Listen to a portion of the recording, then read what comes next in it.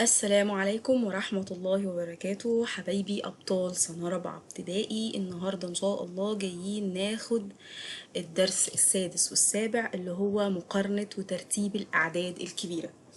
طبعا مقارنة يعني أنا بقارن بشوف مين أكبر أو أصغر أو الاتنين يكونوا قد بعض، يعني بحط علامة أكبر أو أصغر أو يساوي. والترتيب سواء بنرتب تصاعدي أو تنازلي. طيب تعالوا كده نكتب شوية أمثلة ونشوف هنقارن ما بينهم إزاي. تعالوا نبص كده على المسائل اللي قدامنا. لما نيجي نقارن ونشوف مين الكبير ومين الصغير لازم أول حاجة نعملها إن احنا نعد الأرقام. يعني إيه يا ميس أعد الأرقام؟ يعني أنا لو جيت بصيت عندي رقم يكون عندي، لو أنا عندي مثلا مين الأكبر؟ العشرة. لو جيت قلت كده مين الأكبر؟ العشرة ولا التسعة؟ أكيد العشرة. ليه؟ عشان العشرة عندها رقمين لكن التسعة هي رقم واحد. طب لو جيت قلت مثلا ال25 ولا ال320؟ أكيد ال320. ليه ال320؟ لأن ال320 عندها 3 أرقام إنما ال25 عندها رقمين بس. يبقى أنا أول حاجة بعملها لما أجي أقارن إن أنا أعد الأرقام، علشان أنا لو لقيت في رقم أكبر من التاني يعني عنده عدد أرقام أكتر يبقى ده هيسهل عليا العد أو سهل عليا إن أنا أعرف مين الأكبر على طول. يعني مثلا أول مثال عندي هنا كاتب لي 247,305 وهنا 89,503. أنا أول حاجة بعملها إن أنا بعد الأرقام. ادي 1 2 3 4 5 6 وده 5 أرقام، ده عنده 5 أرقام إنما ده عنده 6 أرقام، يبقى أكيد اللي عنده 6 أرقام هيبقى أكبر من العدد المكون من 5 أرقام بس. طيب نيجي نبص على المسألة اللي بعدها. ده عنده ادي 3 6 7 يبقى العدد ده مكون من 7 أرقام. طب هنا 3 6 7 طالما طلعوا قد بعض يعني ده مكون من 7 أرقام وده مكون من 7 أرقام، يبقى أنا أبتدي أقارن من الأرقام الكبيرة، من الخانات الكبيرة من الشمال لليمين. يعني مثلا هنا في بيت المليون عنده 5 إنما ده في بيت المليون عنده 6، يبقى أكيد اللي عنده 6 ملايين أكبر من اللي عنده 5 ملايين، يبقى ال6 أكبر. طيب نبص على بعدها. لقيت ده 7 أرقام وده 7 أرقام، طالما مكونين من أرقام قد بعض أبتدي أمشي بالخانات من الشمال لليمين. ده عنده 2 مليون وده 2 مليون قد بعض، خلاص هبص على الفكة اللي قبلها. لقيت ده عنده 700 وده 700، هبص على اللي قبله. ده 32 وده 12، لا يبقى اللي عنده 732 أكبر من اللي عنده 712. طيب نيجي نبص على السؤال اللي بعده. 7 مليار وهنا 6 مليار 235 6 مليون 235,500.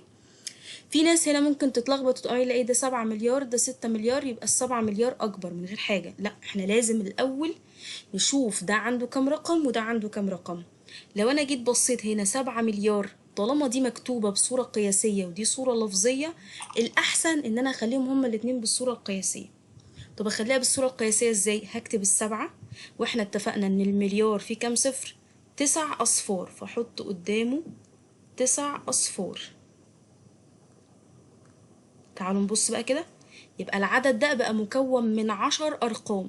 طب العدد ده عنده كام رقم؟ 1 2 3 4 5 6 7، 7 أرقام بس.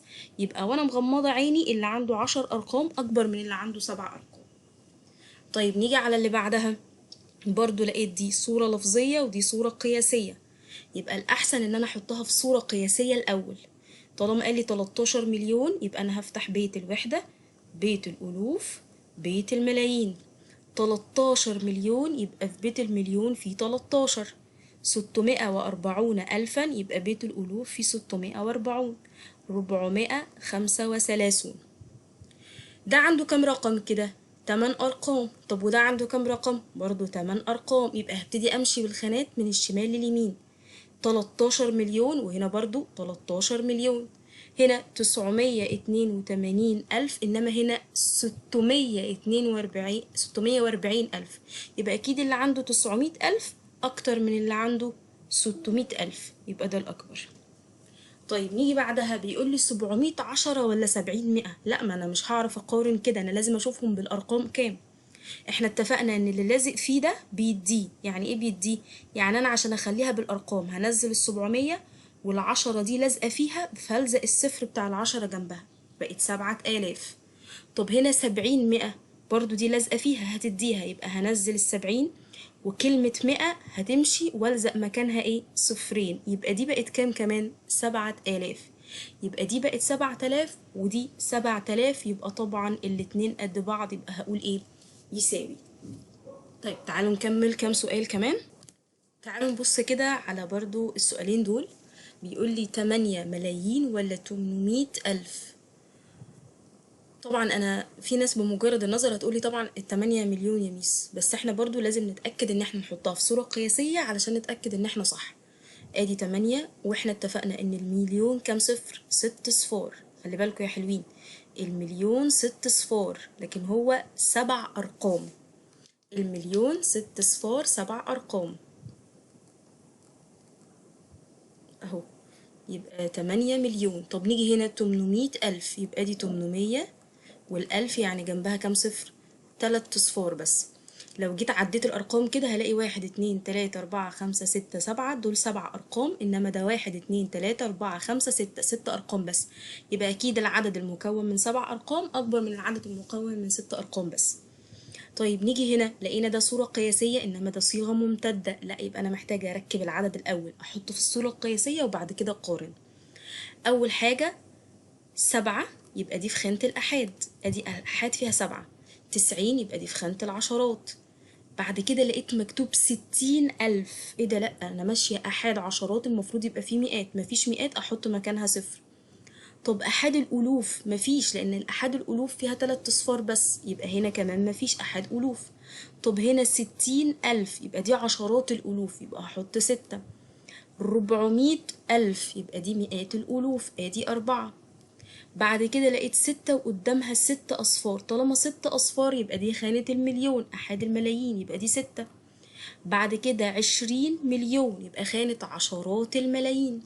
كده أنا كتبت العدد خلاص. أجي أقارن بقى، الأول هعد الأرقام، دول 8 أرقام، طب ودول برضو 8 أرقام. طب نقارن بقى من الشمال، 26 مليون وده 26 مليون، ايه ده زي بعض. خش على الخانة اللي قبلها، هنا 400 وهنا 400، ايه ده برضو زي بعض.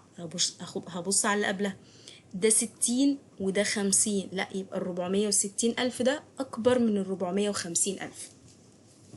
طيب سؤال الترتيب لما يجي يقول لي رتب تصاعدي أو رتب تنازلي، نفس الفكرة بالظبط، كأني بقارن. أنا أول حاجة بعد أرقام اللي موجودة كلها، يعني العدد ده الأولاني ادي 3 و3 6 و1 7، ده مكون من 7 أرقام، وده من 7 أرقام، وده من 7 أرقام، وده 6 أرقام. يبقى أكيد طالما هرتب تصاعدي يعني من الصغير للكبير، يبقى أول حاجة العدد اللي عنده 6 أرقام بس. يبقى أنا هنا هكتب له أول حاجة، وخلي بالنا احنا السنة دي بنكتب من الشمال، بنعمل سهم كده إن أنا بقول له ده بداية الترتيب. يبقى أول حاجة هكتب 891,400. يبقى أنا كده خلصت أصغر عدد مكون من الأرقام، اللي هو مكون من 6 أرقام بس. طب الباقيين كلهم مكونين من 7 أرقام، هعمل إيه؟ أمسك بقى من الشمال اليمين، ده عنده 2 مليون، ده 3 مليون، ده 2 مليون، لا يبقى إيه؟ أسيب ال3 دلوقتي عشان ده كبير. هاخد ال2 مليون، ده عنده 2 مليون وده عنده 2 مليون، فهبص على اللي قبلها، ده 600 ألف إنما ده 400 ألف، يبقى مين الأصغر؟ أنا برتب من الصغير، يبقى اللي عنده 400 ألف الأول، يبقى هاخد ده 2 مليون 418 ألف 570. وبعد كده طالما أنا خدت ده خلاص بقى، ده عندي 2 مليون وده 3 مليون، يبقى هاخد ال2 مليون الأول. وآخر حاجة خالص اللي عنده 3 مليون. طيب لو قال لي ارتب تنازلي، يعني ايه تنازلي بقى؟ افتكر كده، تصاعدي انا بصعد السلم، يعني بطلع، يبقى من الصغير للكبير. تنازلي بنزل، يبقى من الكبير فوق، من الادوار الكبيرة فوق لحد الادوار اللي تحت خالص. يبقى تنازلي من الكبير للصغير. يبقى انا هعمل نفس الكلام برضو، تعالوا نعد الارقام. ادي 3 و3 6 و1 7، يبقى ده مكون من 7 ارقام، ده برضو مكون من 7 ارقام، ده 8 أرقام، ده 7 أرقام.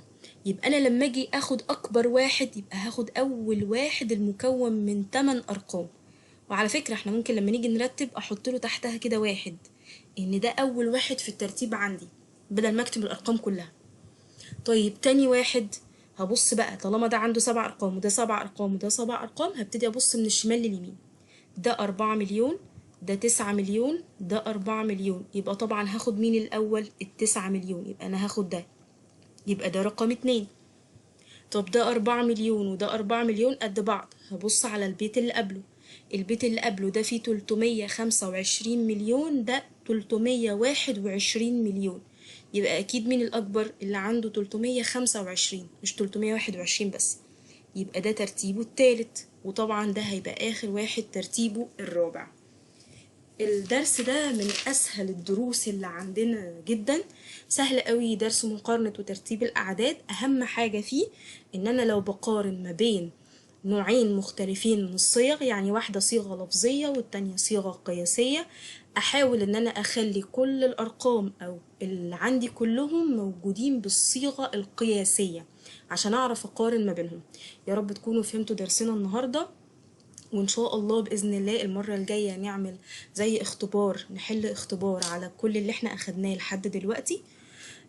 لو في اي حاجه واقفه قدامكم ممكن تكتبوها لي في التعليقات، ولو فهمتوا شيروه مع اصحابكم، وما تنسوش تعملوا لنا لايك واشتراك في القناه، والسلام عليكم.